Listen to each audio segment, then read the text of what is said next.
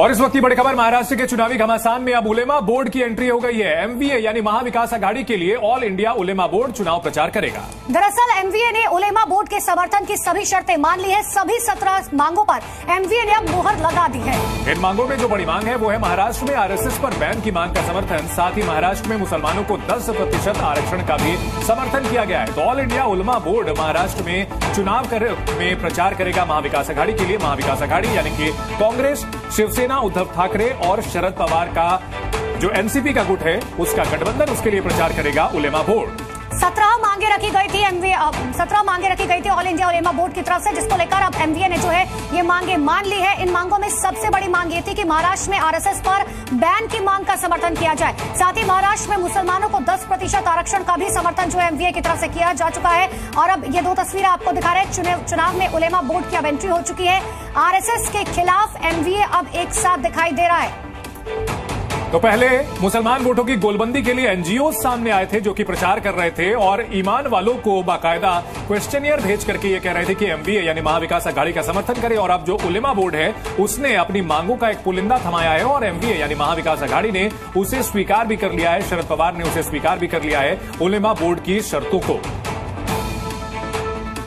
दरअसल आप समझिए, ऑल इंडिया उलेमा बोर्ड ने महाविकास आघाड़ी को एक खत लिखा और लिखा कि सरकार बनाने के लिए ऑल इंडिया उलेमा बोर्ड महाआघाड़ी का पूरा सपोर्ट करने को तैयार है। वहीं ऑल इंडिया उलेमा बोर्ड महाआघाड़ी के कैंडिडेट्स का समर्थन भी करेगा और उनके लिए प्रचार भी करेगा, लेकिन कुछ शर्तें माननी होंगी। अब वो शर्तें क्या है वो भी देखिए। वक्फ संशोधन बिल को रद्द करने में मदद करे, पहली शर्त ये है। इतना ही नहीं, दूसरी शर्त यह है कि महाराष्ट्र वक्फ बोर्ड को सरकार की तरफ से 1000 करोड़ की रकम मिलनी चाहिए। वक्फ बोर्ड की संपत्तियों पर अतिक्रमण हटाने के लिए विधानसभा में कानून बने। और वहीं चौथी बड़ी शर्त यह है कि महाराष्ट्र में मुसलमानों को 10% आरक्षण मिलना चाहिए। एक और शर्त यह है कि महाराष्ट्र में पढ़े लिखे मुसलमान को पुलिस भर्ती में प्राथमिकता दी जाए। और साथ ही एक और मांग ये भी रखी गई है कि महाविकास आघाड़ी की सरकार बनते ही महाराष्ट्र में राष्ट्रीय स्वयंसेवक संघ यानी कि आरएसएस पर प्रतिबंध लगाया जाए। शर्त यह भी रखी गई है कि सरकार बनते ही नितेश राणे को जेल में डाला जाए और विवादित बोल के चलते मुकदमे का सामना करने वाले सलमान अजहरी को रिहा किया जाए। तो बड़ी दिलचस्प जो शर्तें रखी गई हैं। और मजे की बात यह है कि इसमें शरद पवार की ओर से सैद्धांतिक तौर पर सहमति जताने की खबर भी आ रही है। तो जो विवादित बोल वाले जो जेल में शख्स है उनको रिहा किया जाए और वहीं नितेश राणे पर भी जो इसी तरह के कमोबेश आरोप लग रहे हैं उन्हें जेल में डाला जाए। महाराष्ट्र विधानसभा चुनाव से पहले सियासी उथल पुथल लगातार जारी है। और इन सबके बीच में ऑल इंडिया उलेमा बोर्ड ने महाविकास आघाड़ी को एक चिट्ठी लिखी। आखिर क्या कुछ है पूरा मामला, कौन कौन सी शर्तें रखी गई है, इसी पर एक रिपोर्ट देखिए। महाराष्ट्र विधानसभा चुनाव में सभी पार्टियां वोट बैंक को बटोरने के लिए तमाम कोशिशें कर रही हैं।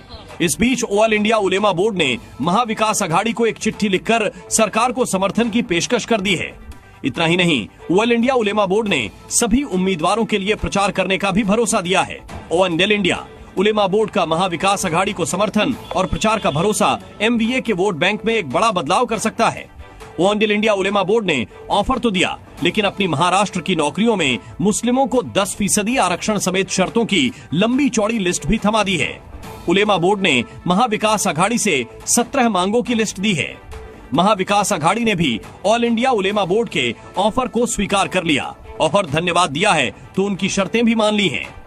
इस पत्र का जवाब देते हुए एनसीपी नेता शरद पवार गुट ने कहा है कि महाराष्ट्र में महाविकास आघाड़ी सरकार बनने के बाद ऑल इंडिया उलेमा बोर्ड की मांगों को लागू करने के लिए निश्चित रूप से उचित कदम उठाएंगे। और इसी बीच एक बड़ी खबर आपको बता दें, महाराष्ट्र में वोट ध्रुवीकरण पर खुलासा हुआ है। मराठी मुस्लिम सेवा संघ ने अब इस पर सफाई दी है और कहा कि साल 2014 में बीजेपी का समर्थन किया था, तब देवेंद्र फडणवीस की रैली का समर्थन किया था और अब अगर महाविकास आघाड़ी का समर्थन कर रहे हैं तो इसमें गलती क्या है। और दरअसल मराठी मुस्लिम सेवा संघ की ओर से जो क्वेश्चनियर जारी किया गया था जिसमें पोस्टर में बाकायदा सवाल लगाए गए थे और उसको लेकर के अब सफाई दी गई है। हमने 2014 में असेंबली के इलेक्शन के टाइम हमसे बीजेपी ने सपोर्ट लिया, कंडीशनल सपोर्ट था। हमारे डिमांड एजेंडा के 3 पॉइंट अपने मैनिफेस्टो में लिए। 4 महीने पूरे प्रचार में कोकण वगैरह घूम के बीजेपी को सपोर्ट किया था। उसके बाद 15 में औरंगाबाद के म्यूनसिपल इलेक्शन में मुझे भेजा गया। उसी तरह कोल्हापुर के म्यूनसिपल इलेक्शन में मुझे उतारा गया बीजेपी ने और लातूर के 2016 के म्यूनसिपल इलेक्शन में मुझे भेजा गया और मैंने काम किया बीजेपी को, मराठी मुस्लिम सेवा संघ। तब हम गलत नहीं थे। आज उनके ही कुछ लोग हमको गलत साबित कर रहे हैं